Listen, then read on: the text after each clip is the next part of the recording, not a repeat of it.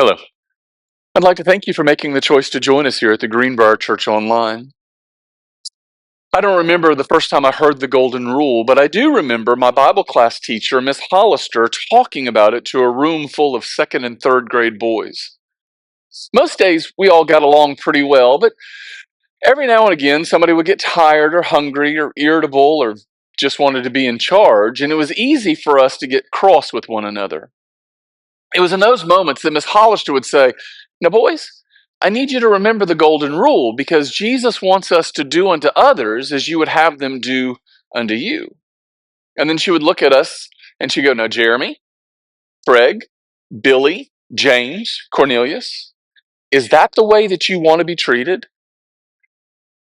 And we would all shake our heads and say, "No, ma'am." And then she would make us apologize to each other, believing the whole time that she was helping us become something better than the little hooligans we actually were. But can we be honest here and just admit that while the golden rule is a wonderful rule, it only works until you're mistreated by someone else?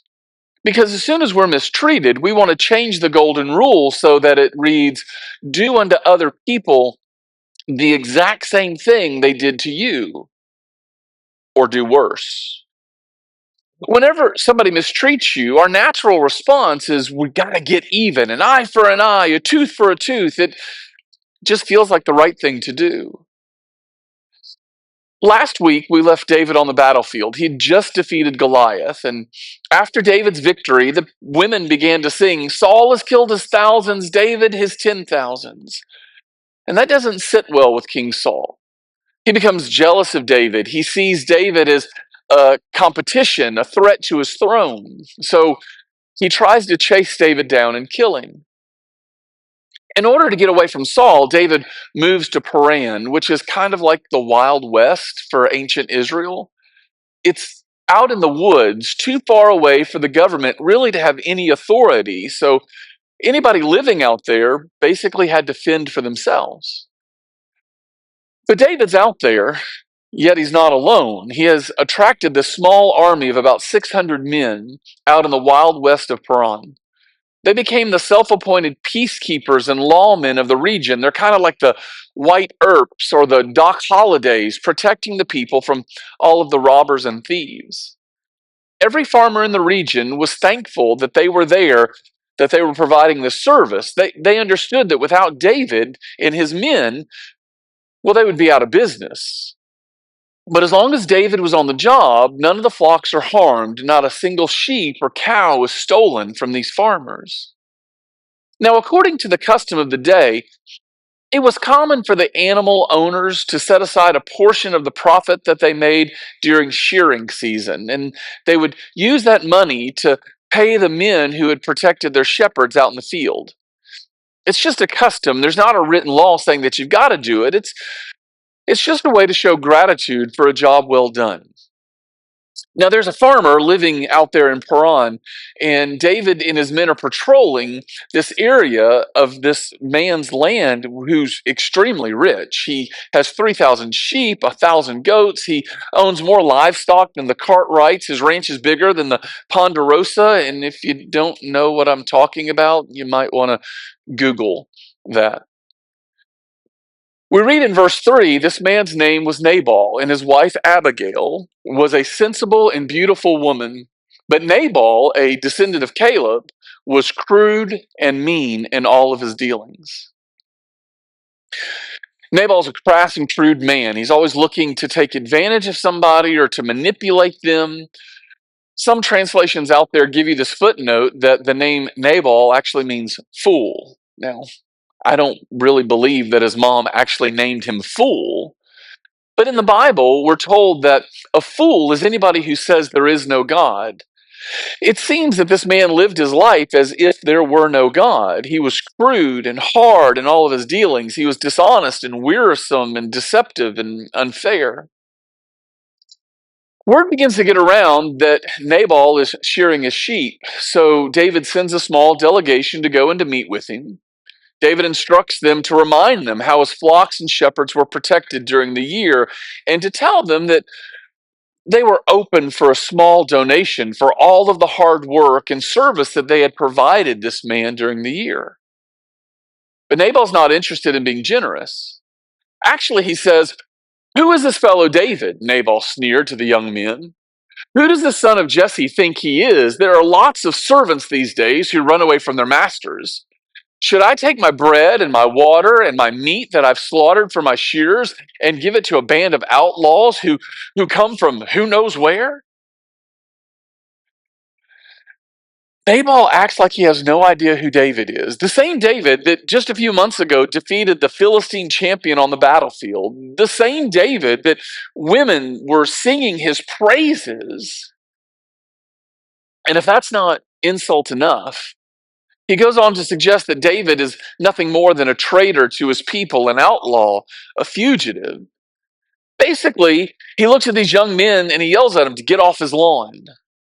And the men go back to David empty handed. Now, you might expect that David, a man after God's own heart, the exact same David who was anointed to be the next king of Israel, the exact same David who refused to take advantage of the situation and the opportunity that he had to kill King Saul twice. Now, you might expect that David to say, "Well, guys, let's just be honest here. We don't have a written agreement, and all the other farmers have shared what they could. We're going to be okay. Everybody here is going to be able to eat. And, well, after all, guys, we all remember the golden rule, right? We're going to treat Nabal the exact same way that we want to be treated." Now, you might think that, but you'd be dead wrong. Because the text tells us that when David hears the report brought back from the young men, "Get your swords," was David's reply as he strapped on his own. Then 400 men started off with David, and 200 remained behind to guard the equipment. This is not David's best moment. Actually, it seems that Nabal is not the only one acting foolish in the story. David makes the choice to react out of his anger and his frustration. And I'm sure that he was doing the exact same thing that each and every one of us have been guilty of at one point in time. The more he thought about what Nabal had said, the easier it was for him to justify what he was about to do. This guy deserves what's coming to him. How dare he talk to me and to my men that way after everything that we've done for him? And the longer that David replays this movie in his mind, the angrier he gets. Every step they get closer to Nabal's farm is a step closer to convincing himself that he has the right to do the very thing that he wants to do. Eventually, he gets to this place in his mind where he decides every male living in Nabal's house has to die in order to pay for this disrespect. But word gets back to Nabal's household before David and his men can arrive. A servant goes to Abigail and tells her everything that happens. He tells her how David and his men protected them out in the fields, how they treated them fairly, how they made sure that they were safe. And now, Nabal repays them by screaming insults at them. And David and his men are on their way here right now to get their pound of flesh. For a moment, I want you to put yourself in Abigail's sandals. She's intelligent, she's beautiful, and she's shackled to this old, ornery, selfish man. If you think about it, this is actually her golden ticket to freedom. All she has to do is say something really spiritual like, "Oh, I probably need to go into the house and pray about this." And everybody's going to think she's in there praying that God would intervene, when actually all she's praying is, "God, please make this man suffer at least 1 minute for every miserable year that I've had to live with that old goat. God, it's time for him to pay for his sins." But that's not what happens. Abigail chooses to practice the golden rule and try to protect her husband. Not because he deserved it, and definitely not because he was a good man. She does it because that's her nature. In spite of how bad of a husband Nabal was, Abigail chooses to treat her husband the same way that she wanted him to treat her. So she quickly comes up with a plan, and without even consulting her husband, she gathers 200 loaves of bread, 2 wineskins, 5 sheep that had already been slaughtered, nearly a bushel of roasted grain, 100 clusters of raisins, 200 fig cakes, and she packs them all and sends them out towards David and his men. And so now you have two caravans. One is this caravan of retaliation. That's David. The other is this caravan of reconciliation. That's Abigail. She brings food, she brings supplies, she follows at a distance. And when she encounters David's caravan of warriors, she quickly gets off of her donkey and she goes and bows down, face down, in front of David. Don't misunderstand what's happening here. Abigail, she is the wife of a very wealthy man, and David is, at this time, just a fugitive. And it may be a matter of time that King Saul's men catch up with David and execute him.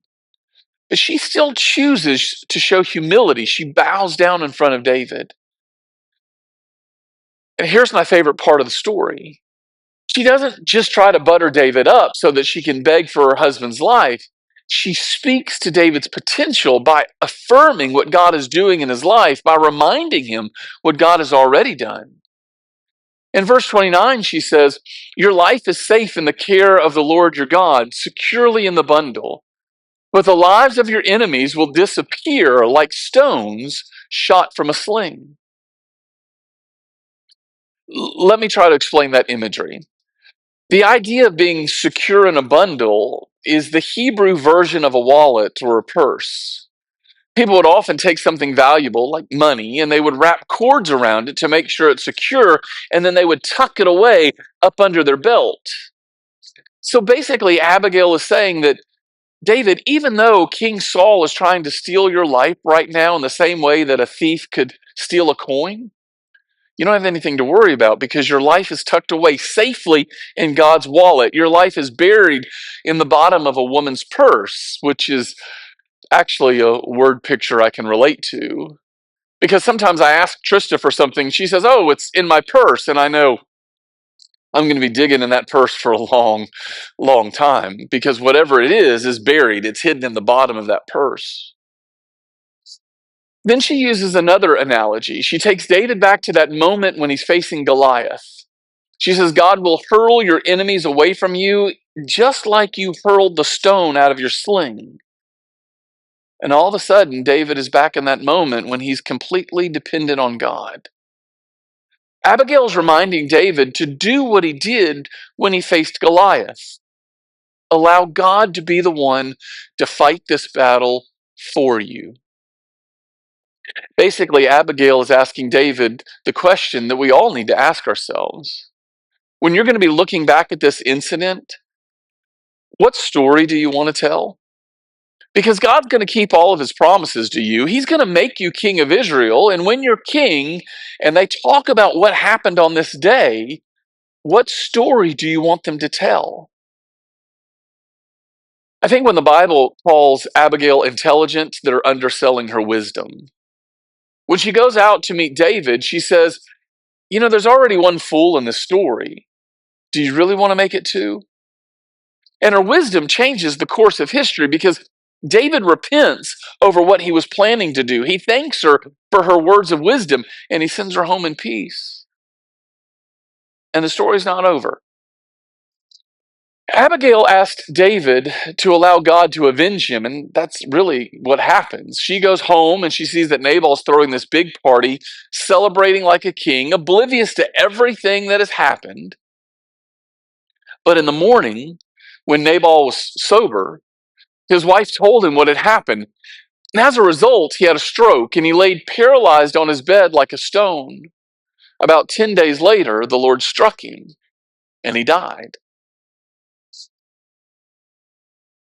In this text from David's life, we find three characters with very different approaches to the golden rule. First, there's Nabal, and he chooses to treat people the opposite way than he was treated. In his foolishness, in his crudeness, he's very aware that David had blessed him by providing him protection, yet he decided that he was going to live his life like there was no God. And so he was very content to repay kindness with evil. And the next we have David, and he's determined that he's going to treat people the way that he was treated. He's determined to return evil for evil. His motto for life right now is an eye for an eye and a tooth for a tooth. And that was shared by his men because there's not a single one of those men who thought David was overreacting. They quickly picked up their swords and they were ready to deal with anyone that disrespected them. But there's a third character, Abigail. And she's willing to treat people the way that she wanted to be treated, even if it means she must return good for evil. She's the only one of the three who's not acting like a fool. She not only knows there is a God, she's intentionally living her life in a way that shows her belief. And today, if you claim to be a follower of Christ, then refusing to pay evil with evil may be one of the most Christ-like things that you ever do. As we get ready to go to the tables today, I want to close with three questions. The first question is this: do you really want to act like somebody that you don't like? Because when we repay evil for evil, we're acting just like the people that we don't like, the people that we refuse to associate with. So why do you make the choice to act like a person that you don't like? The second question is, what's the story that you want to tell down the road? David is just, I don't know, a few hundred yards away from a different kind of story. Yet Abigail gives him the space to discover the story that he really wants to tell. Eventually, somebody's going to ask David how he finally got to be the king. And does he want to have to tell the story that, well, I went around slaughtering all the people who I felt disrespected me, and eventually everybody was so scared of me, they made me the king? Is that the story that you want to tell? That's a question that we all need to ask. Every time that we're faced with a decision, every time that we're faced with a path that we have to choose to go down, we have to figure out, what story do we want to tell? Do we really want the story to be, I got even and I ended up acting just like the people that I don't like? Or did I take a better choice, go a different path? And the third question is, what would it look like if you returned good for evil? When you think about how you've been mistreated, when you think about what your neighbors have done, your coworkers, your family members, your spouse, when you think about how people have treated you, how they've disrespected you, how they've taken advantage of you, what would it look like in that specific situation for you to return good for evil? Now, I'm not suggesting that you do nothing, because to do nothing, to refuse to give them what they deserve, well, that's just mercy. But to actually do something good in return, to give them something they don't deserve, that's grace. Because this is how our story intersects with the story of salvation. The greatest story ever told is when God made the choice to return good for evil. When God gave his only son for our sin, that's the gospel. And if you're a Christian, that's your story. That's where God's grace intersects with your sin. So here's what Abigail would tell us.